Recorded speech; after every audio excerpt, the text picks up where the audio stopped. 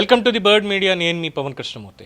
YSRCP party నేత, నగిరి మాజీ MLA, మాజీ మంత్రి ఆర్కే రోజా సెల్వమణి ఆవిడేదో మాట్లాడుతున్నారు మన అరవగోలకు సంబంధించి. ఏదైతే ట్రాపు, హనీ ట్రాపు, లేదంటే బలాత్కారం, కారు, చీకటి, డార్క్ ప్లేసు, చాలా రకాల కథలు, కమామిషులు ఇవన్నీ చెప్పుకుంటూ వచ్చారు. ఆ విషయం మీద రోజా గారు మహిళా సాధికారత, మహిళల భద్రత అనేటువంటి అంశం మీద మాట్లాడుతున్నారు. నేను ధర్నా చేసి మరి ఆ వీడియోను ఒకసారి చూద్దాం. ఎమ్మెల్యేకి వచ్చిన వ్యక్తి ప్రజా సమస్యల్ని పరిష్కరించాలి, ఆ యొక్క నియోజకవర్గానికి అభివృద్ధి చేయాలి. అది వదిలేసి అసలు అంత అశ్లీలంగా ఒక వాట్సాప్ వీడియోలో అంత జుగుప్సాకరంగా బట్టలు లేకుండా ఆయన చేస్తుంటే ఆయన అమాయకుడు అంట. ఎక్కడ చూసినా మీ ఎమ్మెల్యేలు రేపులు చేస్తూ దాడులు చేస్తుంటే శిక్షించలేని చేతగాని దద్దమ్మ ముఖ్యమంత్రి నువ్వు. అసలు ముఖ్యమంత్రిగా నువ్వు పనికిరావు. చూసారుగా, చాలా చక్కగా ఆవిడకే సాధ్యమైనటువంటి వాగ్ధాటితో చాలా బలంగా రోడ్డు మీద బైఠాయించి మరి పక్కన ఒక 10-20 మందిని వేసుకుని మరి ఆవిడ మాట్లాడుతున్నటువంటి మాటలు, అందులో చెప్పినటువంటి తీరు చూసిన తర్వాత నా భూతో నా భవిష్యత్ అనిపించింది. ఎందుకంటే మరి కొన్ని పేర్లు ఇక్కడ చెప్పుకోవాల్సినటువంటి అంశం అంతైనా ఉంది.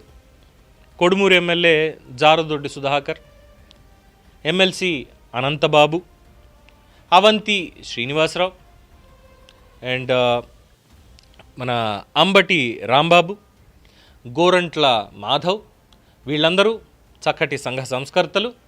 అసలు వీరు ఏ పాపము ఎరుగరు, ఏ పాపము చేయలేదు, ఏ గంటలు కొట్టలేదు, వాళ్ళు అసలు ఏమీ చేయలేదు. వాట్సాప్లో వచ్చినటువంటి వీడియోల్లో ఏమీ చేయలేదు. రోజా గారు వాళ్ళందరికీ కూడా క్లీన్ చిట్ ఇచ్చేసి ఇప్పుడు అరవ శ్రీధర్ మీద పడ్డారు.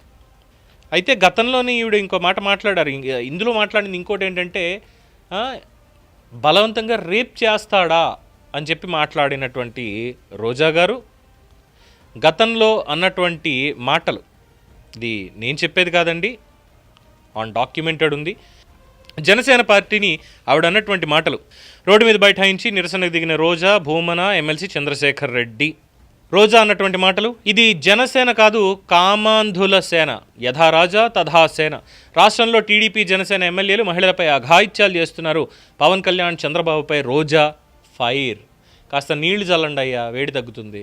ఫైర్ అసలు మండిపోతుంది కాబట్టి నీళ్లు చల్లండి. ఎందుకంటే ఇప్పుడు చెప్పేదంటే ఇంకా తగలబడిపోద్దేమో ఆవిడ అన్నటువంటి మాటలకి.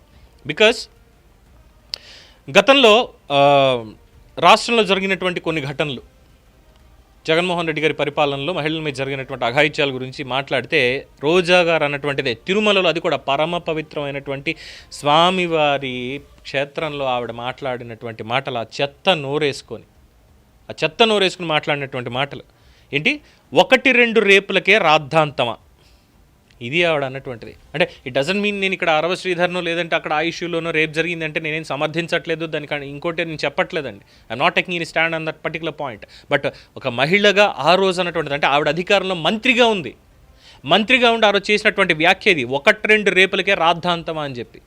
అలాగే ఏంటి ఇంకొక మాట, ఇదే మాట ఆవిడ మాట్లాడారు గతంలో. ఒక విలేకరిని డైరెక్ట్గా బెదిరింపు ఎలాగా అంటే, రేపు చేస్తావా రా చూద్దాం అని చెప్పి అన్నటువంటి మాటలు కూడా ఉన్నాయి.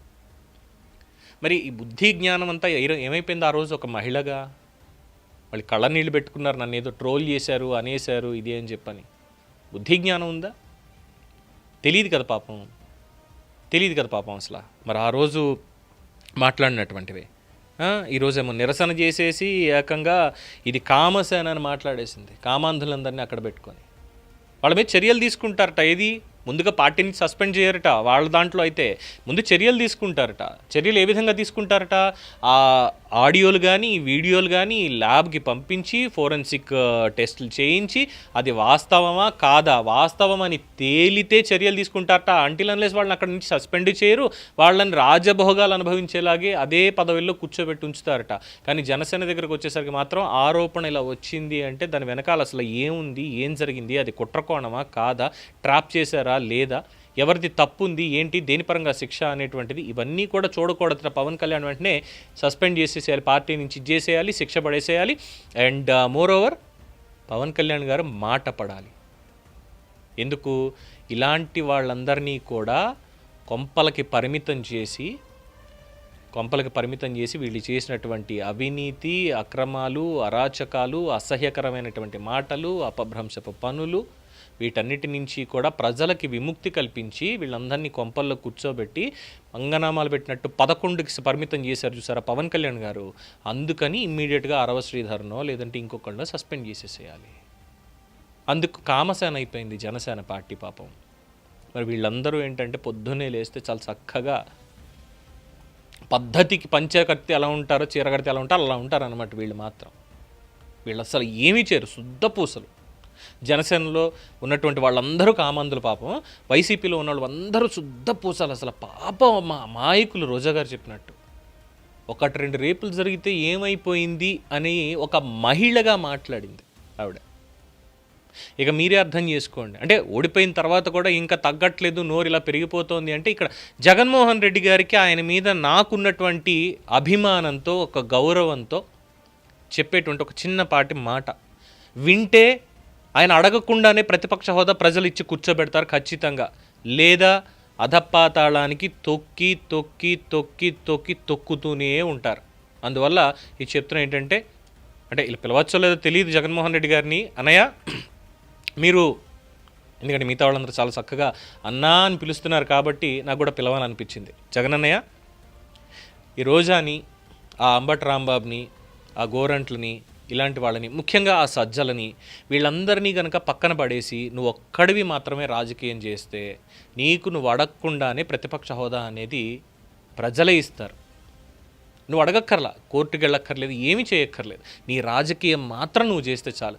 కాదు కూడదు అని చెప్పి ఇలాంటి నోరేసుకుని పడిపోయేటువంటి వాళ్ళని పక్కన పెట్టుకున్నావు అంటే మాత్రం జీవితాంతం ఇంకా అనుభవిస్తూనే ఉంటావు అన్నయ్య. జాగ్రత్తగా చూసుకో.